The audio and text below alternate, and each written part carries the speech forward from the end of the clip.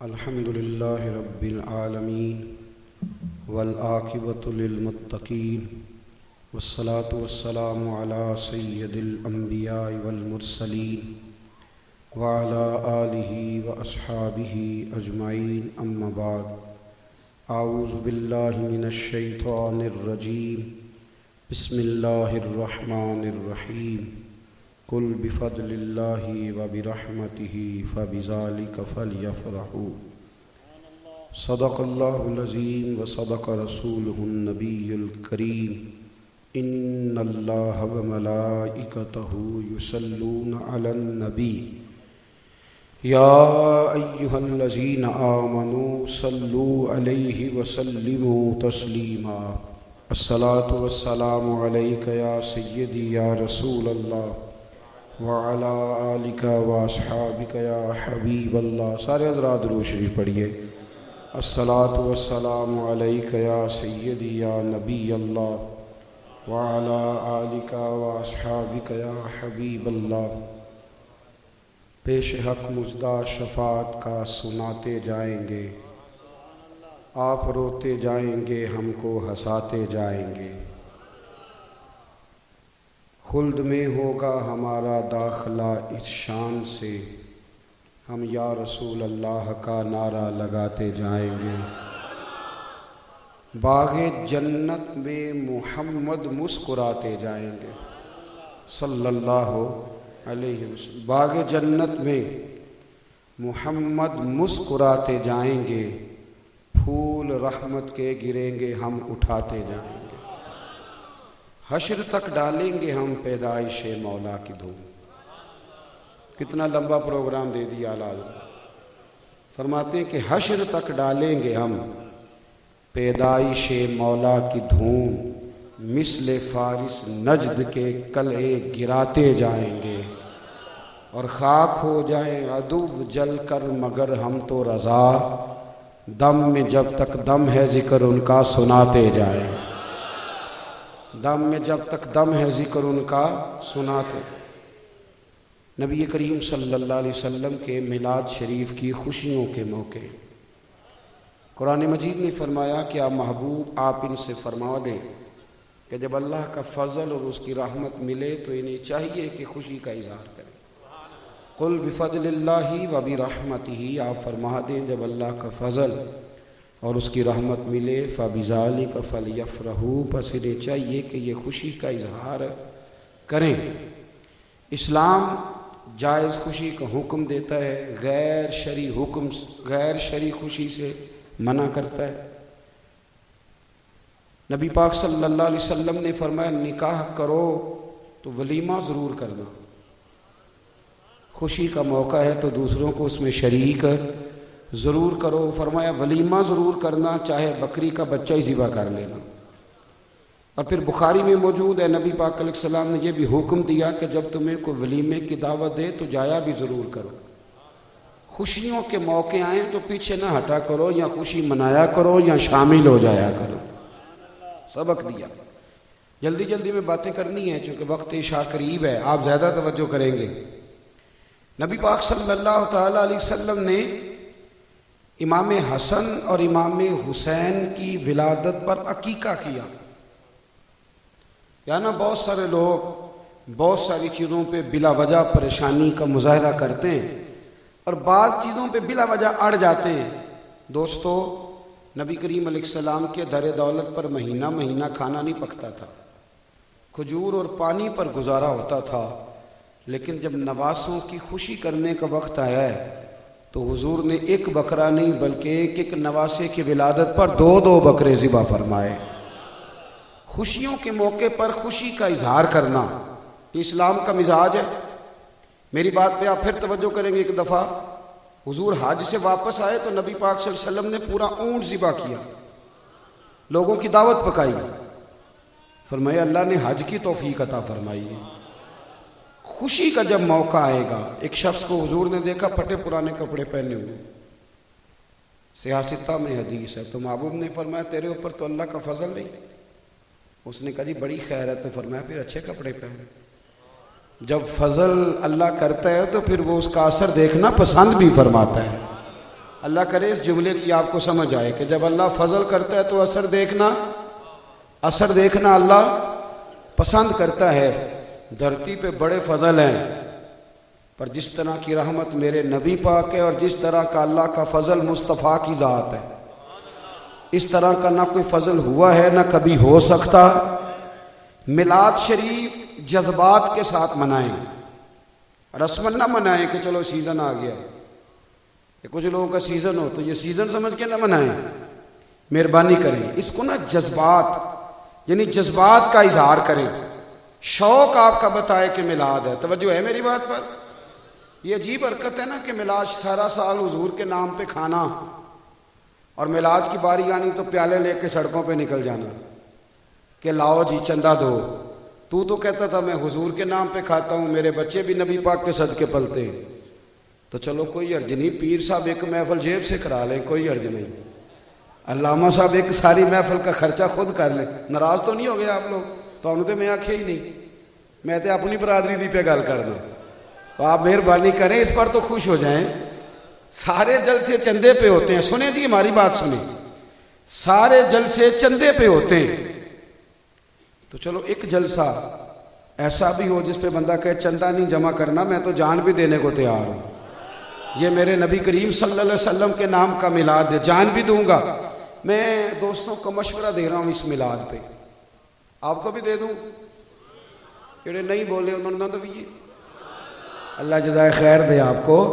میں مشورہ دے رہا ہوں، میں کہتا ہوں جو اپنے آپ کو بڑا چودھری سمجھتا ہے نا، بڑا چودھری ہوں میں، بڑا مالدار ہوں، ملر ہوں، چیئرمین ہوں، وہ اس طرح کرے کہ میلاد شریف والے دن نہ فجر کے وقت اپنے محلے کی مسجد میں چلا جائے، پائپ لگا لے اور پاجامہ تھوڑا اونچا کر لے، مسجد دھونی شروع کر دے۔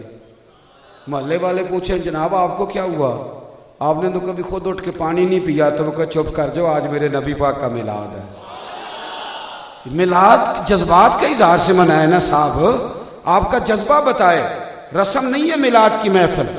میرے رسول کریم علیہ السلام کے غلاموں جو اپنے آپ کو بڑے پیر صاحب سمجھتے ہیں، مفتی صاحب، علامہ صاحب، درویش صاحب، نعت خواں صاحب، وہ میلاد والے دن سویرے جھاڑو پکڑ لیں اور مسجد کی گلی میں جھاڑو پھیرنا شروع کر دیں۔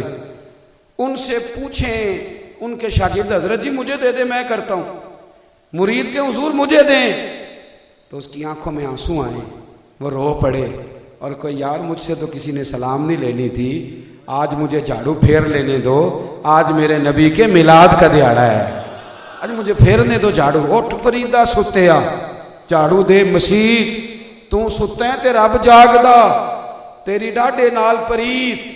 او بھائی ذوق کا مظاہرہ، سیٹھ صاحب کی بڑی پجاروں کو ریڑی والے نے ٹکر لگا دی، 20,000 کا نقصان کر دیا، نسخہ نکل آیا 25,000 لگے گا گاڑی پہ۔ ریڑی والے کا خیال تھا کہ چودھری مجھے نکل کے مارے گا بھی، ہو سکتا ہے تھانے میں بند بھی کرا دے، لیکن چودھری نے نا گاڑی کا شیشہ کھولا، پیچھے پلٹ کے دیکھا تو ہنس پڑا۔ ریڑی والے نے کہا جناب غلطی ہو گئی، تو کہنے لگا آج تجھے کچھ بھی نہیں کہنا، کیونکہ آج میرے نبی پاک کا میلاد ہے، آج تجھے کچھ کہنا۔ بھائی کے پاس ٹائم ہی کوئی نہیں، بڑا مصروف رہتا ہے، بڑا بیزی ہے، اس نے 11 ربیع الاول کو 10 ربیع الاول کو 2 جوڑے خرید لیے، مٹھائی کا ڈبہ لے لیا، بہن کے گھر پہنچ گیا، بہن نے دروازہ کھولا تو ہکی بکی رہ گو میرا ویر کیسے آ گیا، روئی پڑی، بچھانے کو جگہ ہی نہیں مل رہی، کھانا لے آئی، بوتل لے آئی، چائے لے آئی، ادھر ادھر بھاگنے لگی، 2 جوڑے بھائی نے رکھے، مٹھائی کا ڈبہ دیا، کہنے لگی خیر تو ہے ویرا، تیرے پاس تو ٹائم ہی نہیں ہوتا۔ تو بھائی کی آنکھیں چمک پڑی، کہنے لگا بہن عید پہ بھائی عیدی بھی تو دیتے ہیں نا، تو یہ سب عیدوں کی سردار عید ہے، یہ سب عیدوں کی سردار ہے عید میلاد، میں نا تجھے عید دینے آیا ہوں۔ تو بہن رو بھی پڑی اور سارا میلاد کا مہینہ سارے محلے کی بیویوں کو بتاتی رہی کہ میرا بھائی بڑا پیارا ہے، نبی کریم سے بڑا ہی پیار کرتا ہے، وہ چھوٹی بڑی عید پہ بھی آتا ہے، عید میلاد پہ بھی پہنچ جایا کرتا ہے۔ میلاد نا جذبات کے ساتھ مناؤ، ذوق کے ساتھ۔ ہمارے ہاں نا رسم شروع ہو جاتی، میلاد آ گیا اب ایک محفل کرنی ہے، نا بچوں کو بلا، انہیں بٹھا، انہیں کو پتر آؤ تھوڑا تھوڑا مل کے بیٹھیں درود و سلام پڑھیں. وہ ابا جی خیر ہے؟ انہیں کہو آج میرے نبی پاک کا میلاد ہے. طبقات ابن سعد میں حدیث، اور حدیث حضرت عباس رضی اللہ تعالیٰ عنہ، حضرت عبداللہ ابن عباس رضی اللہ تعالیٰ عنہ فرماتے ہیں کہ جناب نبی کریم صلی اللہ علیہ وسلم کے پیارے چچا حضرت عباس نے اپنے بچوں کو گھر میں بٹھا کے رسول کریم کے تذکرے سنا رہے تھے. میلاد شریف میں کیا ہوتا ہے؟ ادھر دیکھیں میری طرف. اللہ آپ کو زیادہ موبائل دے لیکن کبھی کبھی سائلنٹ بھی کیا کریں. میں اکثر دعا کرتا رہتا ہوں یا اللہ اسے مہنگا کر دے اور کال بھی تھوڑی مہنگی کر دے. چلو کوئی سوچ سمجھ کے تو کرے نا، جب مرضی جس مرضی وقت کر لیتے کوئی پتہ نہیں ہوتا. اللہ آپ کو جزائے خیر دے. توجہ ہے میری بات پہ؟ ہر ساری چیزیں مہنگی ہوتی جا رہی ہیں، یہ دن بدن کال سستی ہوتی جا رہی ہے. پتہ نہیں اس میں کیا لاجک ہے سستی ہونے میں، ہر شے مہنگی ہو رہی. میری بات پہ توجہ کریں خاص. سنگیو میلاد شریف میں کیا ہوتا ہے بھلا؟ محفل میں کیا ہوتا ہے؟ سب سے پہلے تلاوت ہوتی ہے، اس کے بعد آپ کی مہربانی بولا کریں تھوڑا تھوڑا. یہی تو شکوہ ہے آپ سے کہ آپ بولتے نہیں. پہلے کیا ہوتا ہے؟ اس کے بعد پھر کون سی چیز ناجائز ہے اس میں؟ یہ ناجائز کہنے والے کو کبھی آپ بھی کھڑا کر لیں. میرا دل کر رہا تھا جب کچھ مولوی گئے ہیں نا یہاں سے کراچی سے اسلام آباد، تو میرا دل کر رہا تھا انہیں کھڑا کر کے پوچھوں کہ یہ جلوس جو نکال رہے ہو یہ ابو بکر صدیق نے نکالا تھا کہ عمر فاروق نے نکالا تھا؟ سارے جلوس نکال لیتے ہو، میلاد کی دفعہ تمہیں فتوے یاد آ جاتے. ہمارے اعلیٰ حضرت نے لمبا پروگرام دیا، کہا حشر تک ڈالیں گے ہم پیدائش مولا کی دھوم مثل فارس نجد کے کلے گراتے جائیں. او بھائی سنو، کیا ہوتا ہے میلاد؟ اچھا عظمت قرآن نام لکھ کے یہ سارے کام کر لو، کوئی تکلیف نہیں. پیغام قرآن کانفرنس لکھ کے آپ تلاوت کرو، نعت کرو، تقریر کرو، لنگر تقسیم کرو، کوئی مسئلہ نہیں. مسئلہ صرف تمہیں ذکر رسول سے، اللہ سے ڈرو. کیوں امت کو تقسیم کرتے ہو؟ کیوں امت کے اندر تفرقہ ڈالتے ہو؟ سنو، حضرت عبداللہ ابن عباس کہتے ہیں میرے ابا جی گھر میں بٹھا کے نا ہمیں حضور کا ذکر سنا رہے تھے. ہمیں کیا پتا کہ گلی میں کھڑے ہو کے مدینے والے رسول بھی سن رہے. حضور کہیں گزر رہے تھے تو نبی پاک ان کے دروازے پہ کھڑے ہو گئے، سرکار سننے لگے. جب بات ختم ہو گئی نا ان کی، تو حضرت عباس کہتے ہیں نبی کریم نے ہمارے دروازے پہ دستک دی.